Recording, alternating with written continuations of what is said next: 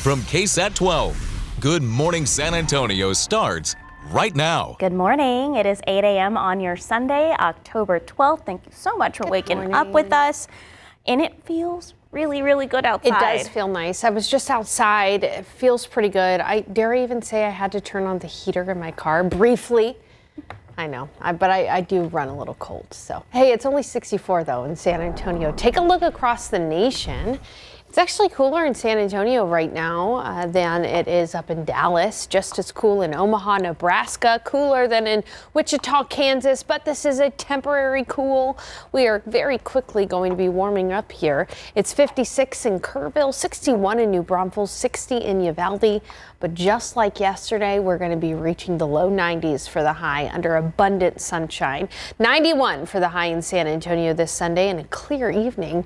80 degrees by 8 o'clock. Now, coming up at the forecast, we really are going to have pretty much the same weather day to day this week. Cool mornings, hot afternoons, no chance for rain. It's going to be dry with low humidity. However, I am kind of zeroing in on when we'll likely see our next front, possible soon. We'll start with that, and I want to also talk about the wacky weather across the nation. We've got snow, flooding, and a gusty nor'easter all across the United States. I'm going to have details for you coming up in just a bit.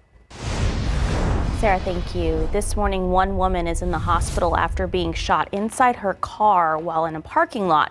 So police say a group of friends met up in a parking lot on Dezavala Road around 3 o'clock this morning. Two of them, male and female, started fighting. The male then shot the car the woman was inside of, hitting her 3 times in the arm, elbow, and hand before running off. Another woman who was inside the car at the time was not hurt. The woman who was shot was taken to the hospital and is expected to be okay.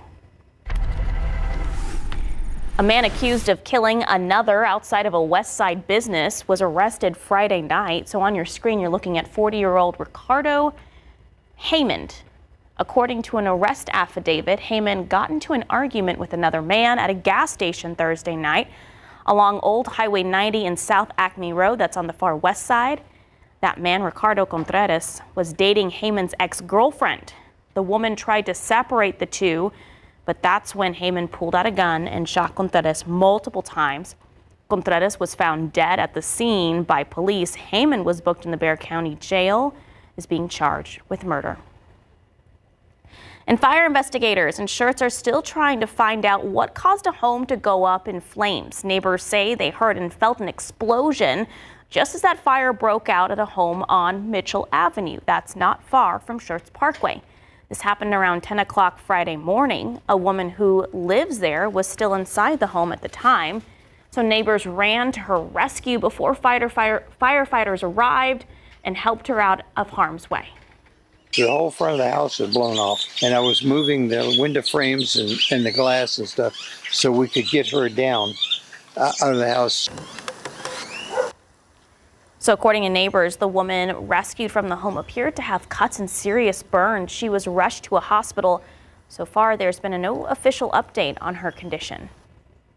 Well, now to the latest on the expected release of the Israeli hostages. Family members eagerly awaiting their return.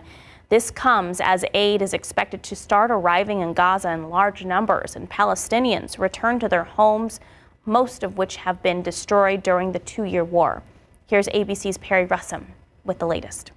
Israelis waiting anxiously for the remaining hostages to be freed as the 72-hour deadline for their release approaches. On Saturday, U.S. Special Envoy Steve Witkoff and Jared Kushner, President Trump's son-in-law, who helped negotiate Phase 1 of the ceasefire agreement, addressing tens of thousands gathered in Hostage Square in Tel Aviv. We honor the families of the hostages. Each and every one of you have carried the moral weight of this nation. It's been a tremendous burden that I felt to see these hostages come home, to see their families get the closure they deserve and to end this nightmare. President Trump's daughter Ivanka also there. Tonight, as we stand here together in Tel Aviv, we honor the strength of every family waiting, praying, and believing.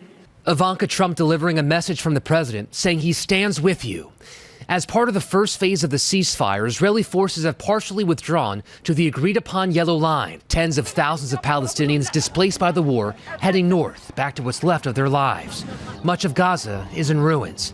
According to the UN, 92% of the buildings there have either been damaged or destroyed in the war. The ceasefire also calls for an immediate surge of humanitarian aid into Gaza. UN-backed experts say 500,000 Palestinians are starving, which Israel denies.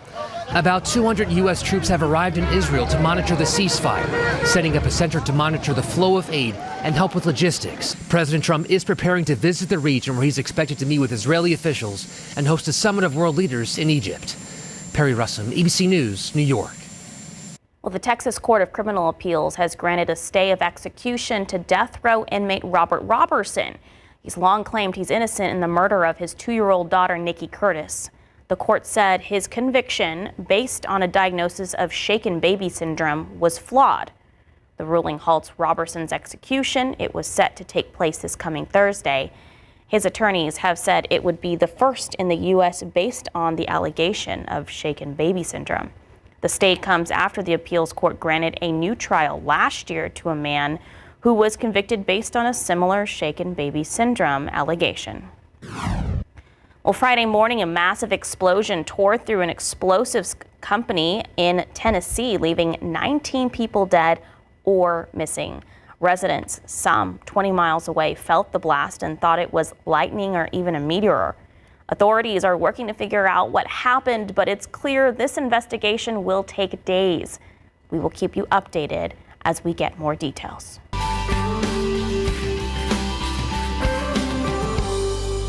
A group of moms created the first ever fentanyl awareness walk in Texas a few years ago, and today is the 3rd annual Souls Walking for Souls event, not just honoring life's loss, but packed with education for all families.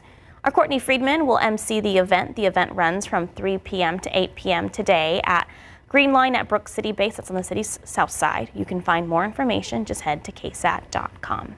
It's 8:07 and 65 degrees. Coming up, Michelle Obama is leading a new push to help girls around the world stay in school. We'll tell you how her foundation is making a difference. And starting tomorrow, students can apply to Texas public schools for free. We'll give you a breakdown of what students can expect in their upcoming college application process. It is a gorgeous morning outside, and it will be another day where the high is close to 90.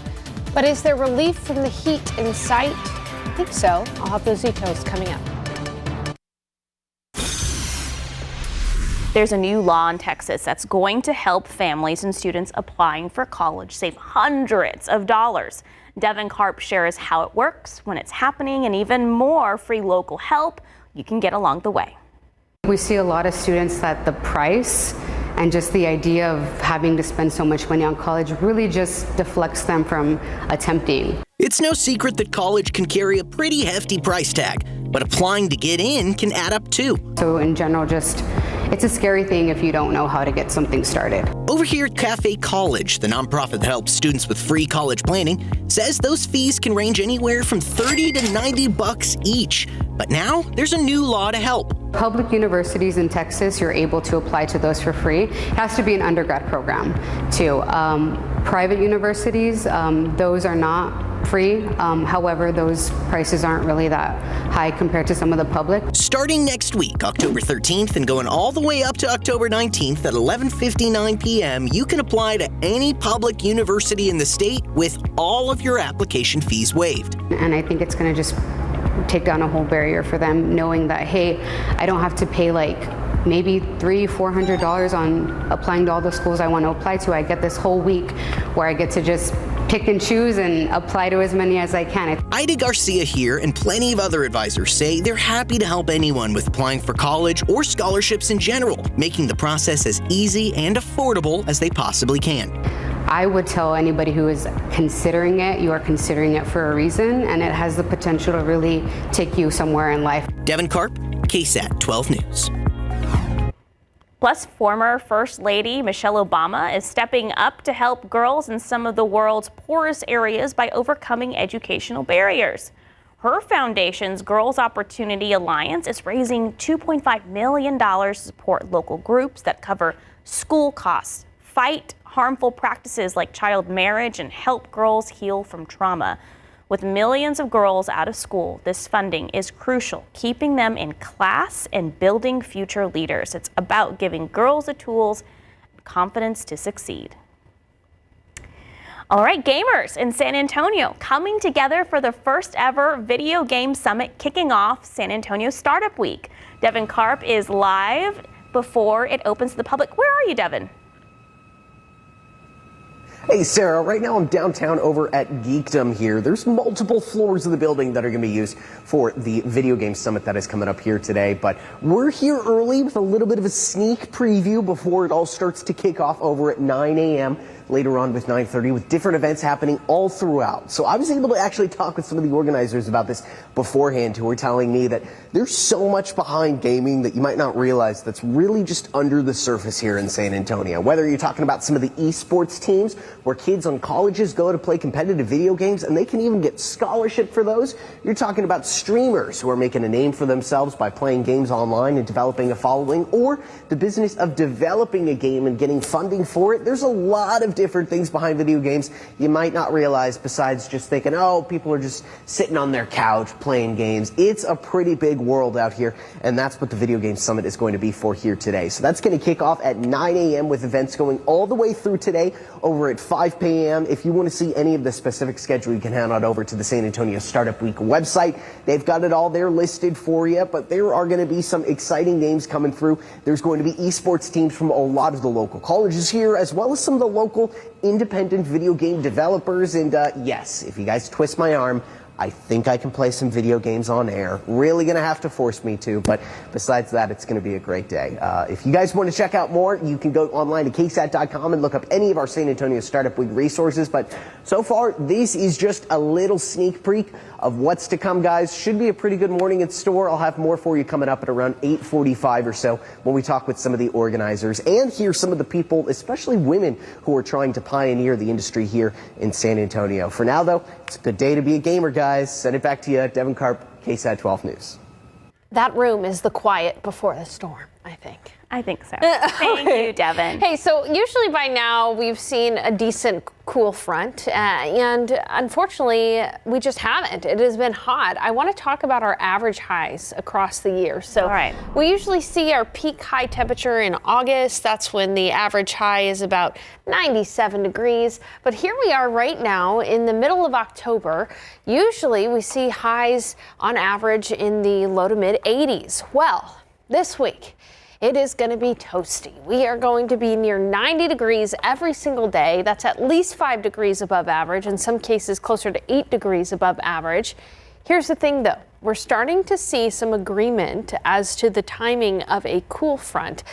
This next cool front we'll have to wait for. We'll have to wait until Sunday, the 19th. That's around when we expect this front. Our highs right now, I'm forecasting mid 80s, which is closer to average, but it is within the realm of possibility that that front could eventually be stronger, and perhaps even the 70s would be possible. Either way, it will be a little bit more fall-like than what we're going to be dealing for most of this week.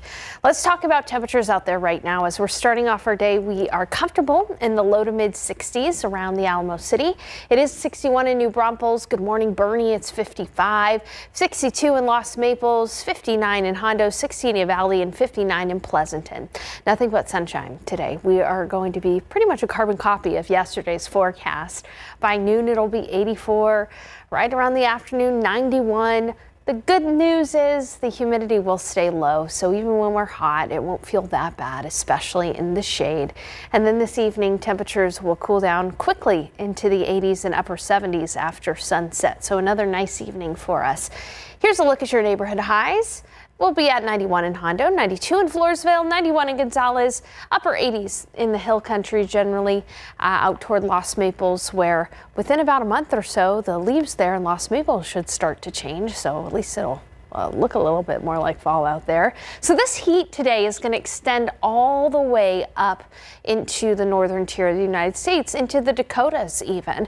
That's because this is where that high pressure system is pushing the heat all the way up to the north. At the same time, this high and the low is bringing in Pacific moisture from the remnants of what was Tropical Storm Raymond. So across the nation, there's some interesting weather. Now, areas like El Paso, which have been really dealing with bad drought, a lot like us here in San Antonio, they're getting some good rain right now. But because this high is too strong, we're not going to see any rain from that Pacific moisture. Then we've got snow in areas in Montana and Wyoming. And then on the East Coast, they're bracing for a nor'easter. And a nor'easter is one of those storms that the wind comes in from the northeast. That's the direction of the wind. That's why it's called a nor'easter. And it can bring gusty winds, almost hurricane strength winds, lots of rain, those kinds of things. We'll talk a little bit more about that nor'easter coming up in the next half hour. But over the next several days here in San Antonio, again, very quiet weather while the rest of the nation deals with a bit of a weather headache. Mid-60s in the mornings, afternoons near 90 degrees, high temperature potentially falling into the 70s and 80s early the following week behind that front with a small chance for rain. And if you're curious about mornings after that front, I've got a look ahead to that coming up in the next half hour. Looking forward to it. I know it's starting to look more and more like we will see that front. There's just some questions still about timing and strength that we need to wait for. Thank you, Sarah. 8:19, 63 degrees. Last night, thousands gathered at La Cantera for Light the Night, a moving event supporting blood cancer patients and their families. We'll show you how this community comes together to bring hope.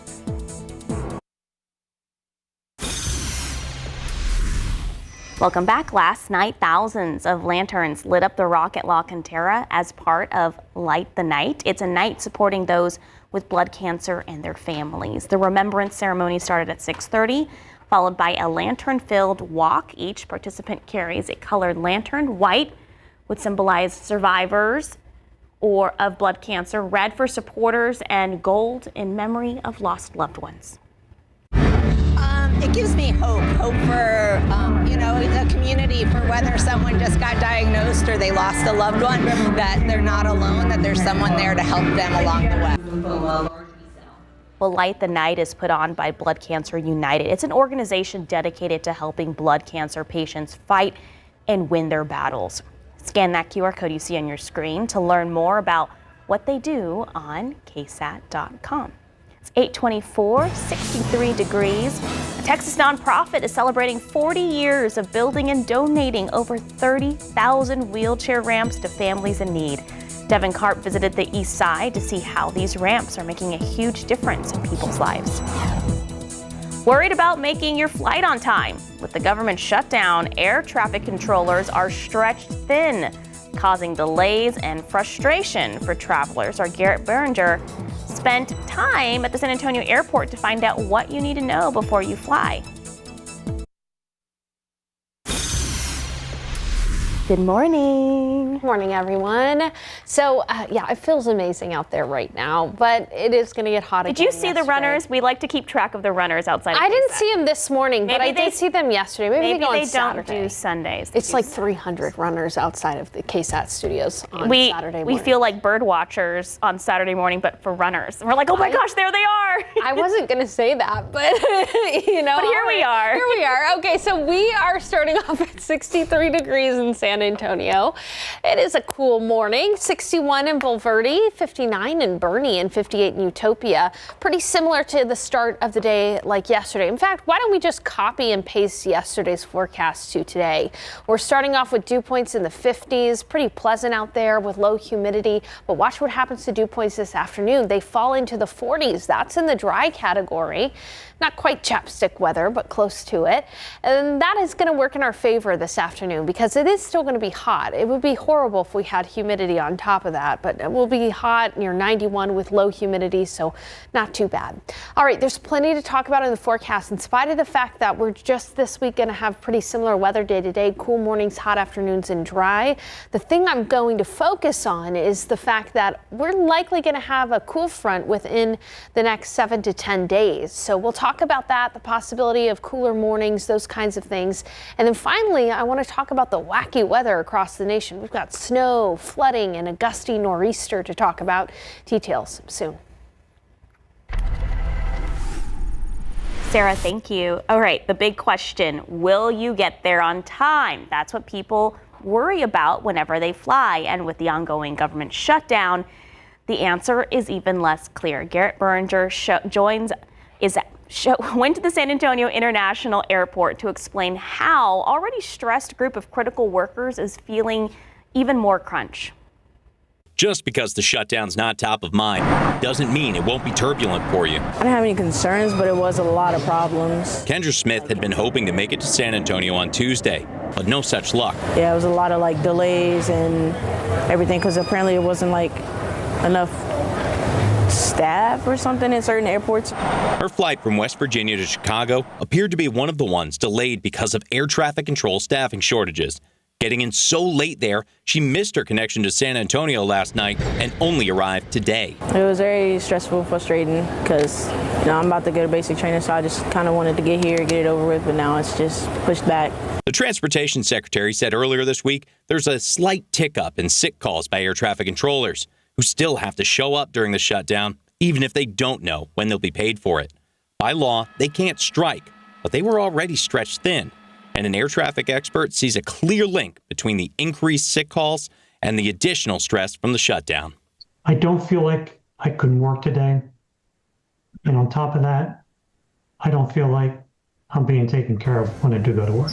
Uncertainty can stress out travelers, too, like this woman flying in from Canada. So I was watching, for the past 48 hours, if there's going to be delays. With the shutdown, she didn't know how it might affect lines at customs, or more importantly, safety in the air. I was worried about, may sound crazy, but air traffic controllers not being on duty, and worst case scenario, what happens, planes colliding, or canceled flights.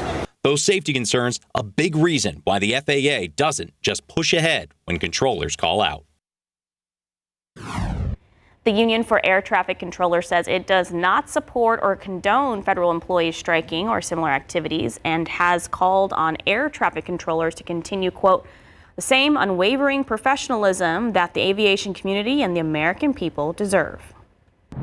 Former President Joe Biden has started radiation therapy to treat his prostate cancer. A spokesperson didn't share how long the treatment will last, but a source says he began a few weeks ago. Back in the spring, Biden revealed he was diagnosed with an aggressive form that had spread to his bones.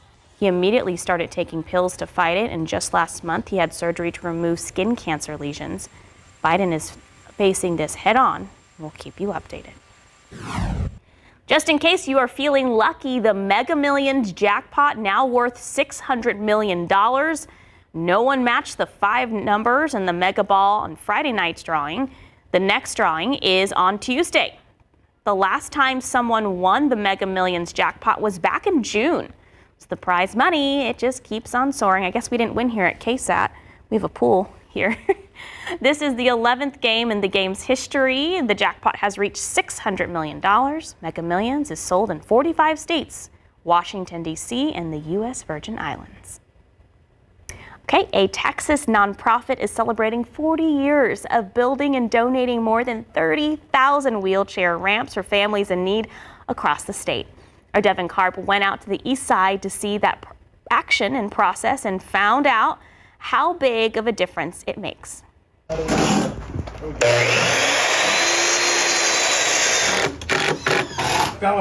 When they came to do the measurements, oh my God, I was just in tears because they came and helped something that I couldn't do. And that's what I'm so appreciative with them. And right now, I'm so grateful. 90-year-old Pedro Garcia has been a wonderful father to 4 children, and ever since his cancer diagnosis, even getting out of the house is an uphill battle. He would get from this step right here to try to get him down, to get into my car. And just that little bit, he was having trouble breathing. So even going into, I would have to get a wheelchair from the doctor's office to help him out. But now, after reaching out to a local nonprofit, their luck is ramping up. You have to meet certain standards with all this, but every ramp is different, right? Right, every ramp's different based on the height, so. The Texas Ramp Project brings volunteers like these from WellMed together to make home ramps for free. And this isn't even the only one they're building right now. There's 3 other builds going on in Bexar County today. So we have about a dozen team leaders, and we're all volunteers. So we're going to build about 200 ramps this year with the workforce we have. Wow. How is the ramp going to make y'all and his life easier? A lot. I mean, we can now take him down the ramp. I can take him, just taking him to the car, to my car, put him in there and put him out. The Garcias want to pay it forward and volunteer to build more ramps for others in the future. Because for this family, mobility means freedom and the chance to act like a kid again. He's already wanted to go to the beach. We haven't taken him to the beach. I don't even know when was the last time. So he goes, now can I go fishing? He wants to do little things like that. Devin Karp, KSAT 12 News. Just sweet story. If you want to volunteer with the Texas Ramp Project or know someone who needs accommodations, you can scan that QR code on your screen there. It's going to take you to an article on KSAT.com and will help you get in touch with the organization. Well, nearly 20 years of military service, this retired Marine Keith Harris is still finding ways to provide service by giving free haircuts to those in need. So we told you about him 2 months ago because his trailer turned barber shop was stolen. And as of now, there is no update on that trailer, but a military organization and a fellow barber are making sure Keith can continue his mission. After all this stuff happening, I just met new people, good people that I would never even met if this didn't happen. So I'm trying to take it as a blessing. So Mike Cameron at the Devil's River Whiskey partners with Wish for Our Heroes, a military organization aimed at helping veterans. Together, they invited Keith to a gala. That's where they surprised him with a $5,000 check.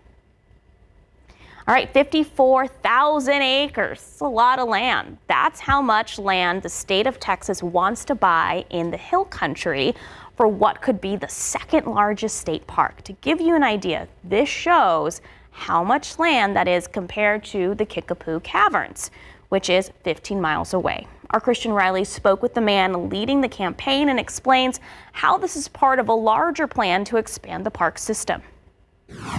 South Texas is growing rapidly, so it's no surprise that people are lacing up their shoes and getting out to local parks. However, many are overcrowded. According to our research, Texas ranks just 37th in the country for state park acreage per capita. A 2001 study found Texas would need to add 1.4 million acres of parks by 2030 to keep up with demand. Unfortunately, I hadn't been able to do that prior to getting this $1 billion.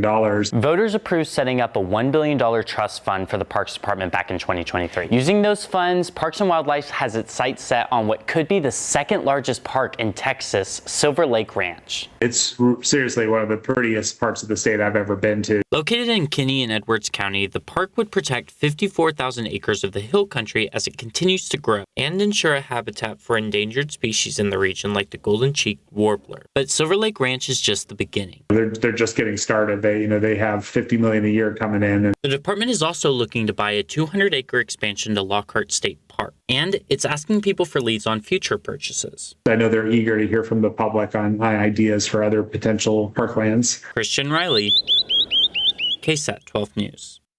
The golden cheek warbler, so cute. The State Parks Department wants to hear from you, so scan that QR code.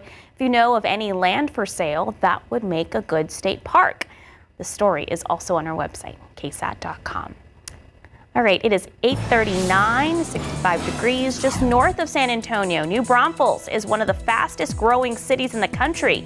With a population up over 35% since 2020, it's not just families moving in, tourists flooding in year-round. Courtney Friedman shows how city leaders are prepping for this boom and what that means for South Texas. Stay with us. You know, I saw one of those golden cheek warblers out in Comal County. It was kind of magical. They're really beautiful and super cute.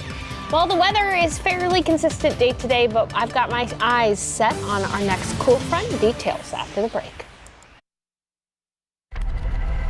Sunday morning, Vice President J.D. Vance live on ABC, facing all the questions from the Mideast and peace to the battle over National Guard troops and the fallout over the latest indictment against the Trump political foe. Sunday morning on ABC's This Week.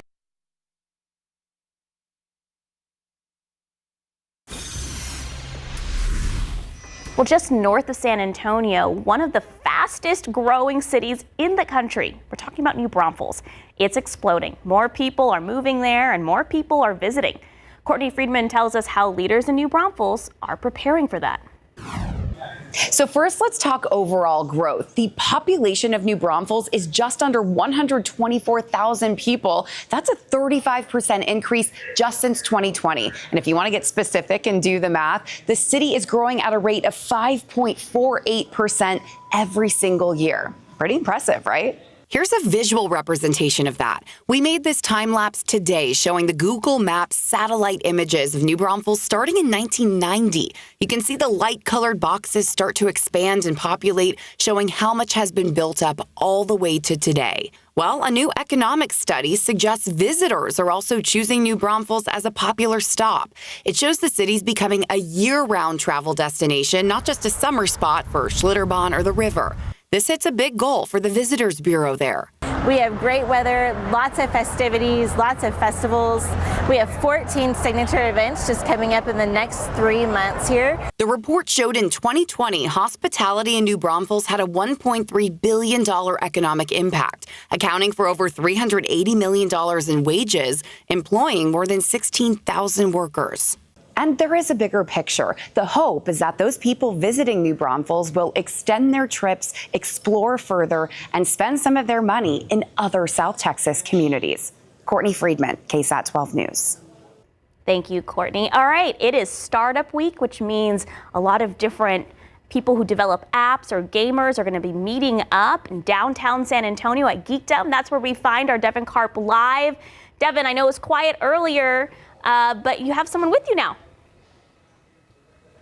Yeah, absolutely, Sarah. We're starting to kick up a little bit more here. You can see some of these San Antonio independent game developers here behind me, but this is just what's kicking off this morning for the very first Video Game Summit here, kicking off San Antonio Startup Week here with the Greater Gaming Society. Good morning. You mind introducing yourself? Yeah, good morning. I'm Ansley Partosa, or Ansley Guerra, new last name. Still getting used to it. And yeah, we're here for the first ever San Antonio Gaming Summit. Yeah, so talk to me about how cool it is to be able to put this together for the first time. I mean, this is kicking off Startup Week, and there's a lot of different people, even from out of town, coming in for this, right? Yeah, we have so many speakers coming in from Austin, industry professionals. A lot of people have spent a lot of time working in games, and now they want to tell people how they can continue working in this gaming and esports industry. Yeah, last time we spoke, when I did a preview story for this, by the way, we were talking about how there's like a much bigger scene that's here in San Antonio that people might not realize, but people maybe aren't talking to each other enough about it. How does it feel to open up the line of communication and show, hey, there's one place where you can get a lot done? It's so great because there's a lot of people where they're like, oh, I didn't know that my old college friend now works at this really great company in San Antonio. And then we also are highlighting tabletop games because a lot of people love tabletop and not just electronic gaming. So it's a great way to bring everybody together here at downtown San Antonio. Awesome. Fantastic. I see we've got this one behind me. I got to play Carnage Kart X last time too. That was pretty cool. Kagami and Japanese language learning simulator over there. I mean, how cool is it to be able to, you can really do anything with games. The sky's the limit, huh? Yeah, I love the education aspect of games, especially with games like Kagami. I feel like that'll help me a lot when I'm going on my trip to Japan. But other than that, there's just so many social emotional learning aspects which people will be talking about today, because there's going to be colleges here that have esports teams, and they'll talk about how their programs like bring together their students and campus life. Fantastic. Sounds awesome. Thank you so much for being here with us this morning. We appreciate it. Yeah, so this is going to be kicking off later on today, starting at about 9:30, going all the way until 5. If you need any of the details, you can go to KSAT.com to see our San Antonio Startup Week resources, or you can go directly to the San Antonio Startup Week website. That's going to have the full schedule, everything you need to know. And for anyone at home who knows, I will admit, a bit of gamer and a little nerdy about it, so I'm pretty excited for today, guys. I'll send it back to y'all, Sarah. Devin Karp, KSAT 12 News. What's your favorite game, Devin? Oh, you have to make me pick. I'd probably say I love Metroid. I love Pokemon. I love Kirby. I love Mario Kart. Some of the more mainstream ones for sure, but that still makes them pretty fun. All right, thanks, Kevin. Thank you so much. That's exciting. I was a Sims girly. I played The Sims. I didn't play video games. Yeah, she was too cool. Yes. No, but we used to have a Mario Kart tournament here at KSAT. Do you remember that? I do remember things that. got a little out of control with the level of competitiveness going on. Yeah, we have some Mario Kart experts here at KSAT, especially our editor, Val. All right, so the next couple of days, we're going to be pretty similar day to day. Temperatures are in the mornings are going to be in the mid-60s with afternoons right near 90 degrees. Every single day is going to be pretty much copy and paste. So cool mornings right around sunrise. That will be this week around 7:35. Those afternoons will be warm and dry, meaning no major humidity. So pretty low humidity. It'll feel okay, especially in the shade. But that dry afternoon and lack of humidity comes at the cost of worsening drought. We do not have any rain in our forecast throughout this week. It will be a dry, hot week with those cool mornings. That being said, I am starting to focus a little bit more around Sunday, October 19th. That's next Sunday, a week from today, for the potential for a cool front. There are higher and higher signals that this is more and more a possibility. But what we are watching and what could change is the timing. So it could come a little earlier, a little later. We just have to wait and see. The strength of the front could be stronger or weaker than anticipated right now. And I do have a rain chance for Sunday, October 19th, and we'll have to watch that and see if those rain chances increase or not. Until then, it's going to continue to be warmer than average in the morning. I'm showing you these morning lows. It does feel nice, but it is a little warmer than average. Here's Sunday, October 19th. That front will arrive, and it is possible that on Monday we could be waking up in the 50s in the morning. That's next Monday, not tomorrow, next Monday. That's the best we can do, is look ahead and give you a preview of some changing weather, because today things are pretty much going to be exactly like they were yesterday. We're starting off in the low 60s around San Antonio. It's even in the upper 50s in the hill country. It's 63 in Seguin, 65 in Floresville, and 64 in Uvalde. Low humidity for us throughout the day today, as I said, so we will quickly warm by the lunch hour. It'll be in the upper 80s, and by around 4 or 5 o'clock, pardon me, we'll have our high temperature of 91 degrees in San Antonio. And a quickly cooling evening after sunset will easily be in the 70s by 9 o'clock. All right, 91 for the high in San Antonio, 92 in New Braunfels. It'll be 93 in Del Rio, upper 80s in the hill country. That high pressure system is what's keeping us hot and keeping us dry. There's the remnants of what was Tropical Storm Raymond. That's bringing some Pacific moisture inland and actually allowing for some good rain in areas like El Paso, which are also experiencing drought. No rainfall for us, but a flood watch in parts of the desert, which is impressive for those areas. And then we actually have winter advisories in effect for parts of Idaho and Montana, as well as Oregon and Washington State. Then a low pressure system is going to turn into a nor'easter. You can see there's already some rain for areas in New England. And as we look at the wind gusts around this nor'easter, we can see wind gusts offshore of New York and New Jersey of nearly 60 miles an hour by Monday. And into the early part of next week. So while many parts of the nation are dealing with a lot of weather, we are dealing with consistent weather. Mornings in the 60s, afternoons near 90, no chance for rain until that front on Sunday, when we have a 30% chance for a few showers right now. By the way, we got the pollen count in. I'll have that for you before we close out the show. The allergies, the pollen count. I mean, you could hear it in my voice there. Right. We're all feeling it. We're all in this together. We're going to be okay, especially if you just moved to San Antonio or visiting. That's what's happening. Yep. I'll have that pollen count for you after the break here. Thanks, Sarah. All right, 8:52, 63 degrees. We'll be right back. Alrighty, here's the pollen count. Ragweed, once again, leading the pack. That is the reason for your sneezing. Molds are low. Hey, Cowboys, they play at noon. Yeah, the Panthers. Go Cowboys. Have a good Sunday.